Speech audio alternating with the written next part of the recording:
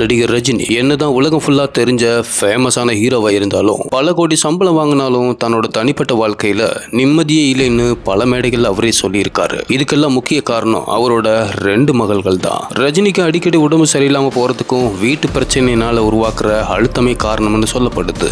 இந்த சூழல்ல தான் திரும்பவும் ரஜினி வீட்டுல அவரோட 2 பொண்ணுங்களுக்கு இடையில குழாயடி சண்டை நடக்கிறதா ஒரு தகவல் கசிஞ்சிருக்கு. அதை பத்தி தான் இன்னைக்கு நாம வீடியோவில் பார்க்க போறோம். நடிகர் ரஜினியோட 2வது பொண்ணு சௌந்தர்யா கல்யாணம் பண்ணி அதுல பிரச்சனையாகி முதல் கணவரை டைவர்ஸ் பண்ணிட்டு இப்போ 2வது கல்யாணம் பண்ணிட்டு வாழ்ந்துட்டு இருக்காங்க. அதே போல அவரோட முதல் பொண்ணான ஐஸ்வர்யாவும் நடிகர் தனுஷை கல்யாணம் பண்ணாங்க.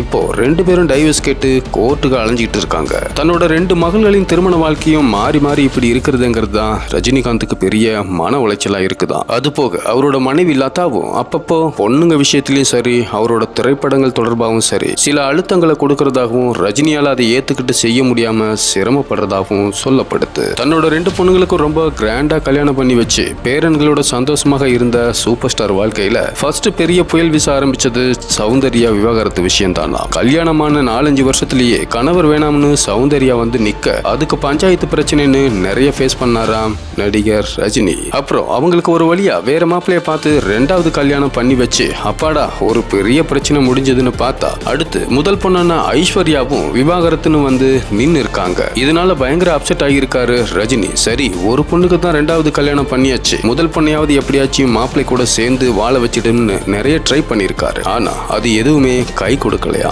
இது போக இப்போ ரஜினியோட 2 பொண்ணுங்களுக்குள்ளேயே சண்டை வர ஆரம்பிச்சிடுச்சான். சௌந்தர்யாவோட விவாகரத்தை மட்டும் ஏத்துக்கிட்டீங்க, எனக்கு மட்டும் ஏன் தடை சொல்றீங்கன்னு ஐஸ்வர்யா கேக்குறாங்களா. அதோட சௌந்தர்யாவோட குழந்தைய லதா தான் பாத்துக்கிறாங்களா. அந்த குழந்தை பேர்ல கோடி கணக்குல சொத்து இருக்கிறதாகவும் பணத்துக்காக தான் குழந்தை மேல அக்கறை காட்டுறீங்களான்னு ஐஸ்வர்யா கேள்வி கேட்கிறாங்களா. கோச்சடையான் படத்துல அப்பா நடிச்சா ஏத்துக்க மாட்டாங்கன்னு தெரிஞ்சும் சௌந்தர்யாக்காக நடிச்சாரு. ஆனா எனக்காக ஏன் நடிச்சு கொடுக்கறது இல்லைன்னு கேட்டதுனாலதான் லால் சலாம் படத்துல நடிக்க ஒத்துக்கிட்டாராம் ரஜினி. இனிமே படங்கள்ல நடிக்காம வீட்டுல ரெஸ்ட் எடுக்க நினைக்கிறாராம் ரஜினி. ஆனா லதா 300 கோடி சம்பளம் வருது, அதை ஏன் வேணாம்னு சொல்றீங்கன்னு ரஜினியை நடிக்க சம்மதிக்க வச்சு இப்போ கஷ்டமா இருந்தாலும் உடல்நிலை சரியில்லைனாலும் தன்னோட குடும்பத்துல இருந்து வர்ற அழுத்தத்தினால அடுத்தடுத்து படங்கள் நடிக்க ஒத்துக்கிறாரா ரஜினி. இப்படியாக பல பிரச்சனைகள் ரஜினி வீட்டுல ஓடிக்கிட்டு இருக்கிறதா சொல்லப்படுது. இந்த தகவல்கள் எந்த அளவுக்கு உண்மைன்னு தெரியல. ஆனா கொஞ்ச நாளைக்கு முன்னாடி தனுஷும் ஐஸ்வர்யாவும் சேர போறாங்கன்னு தகவல் வெளியான நிலையில இப்போ 2 நாளைக்கு முன்னாடி கோர்ட்ல தங்களுக்கு டைவர்ஸ் வேணும்னு 2 பேரும் தீர்மானமா முடிவெடுத்ததை பார்க்கும்போது ஒரு அப்பாவா ரஜினியோட மனநிலை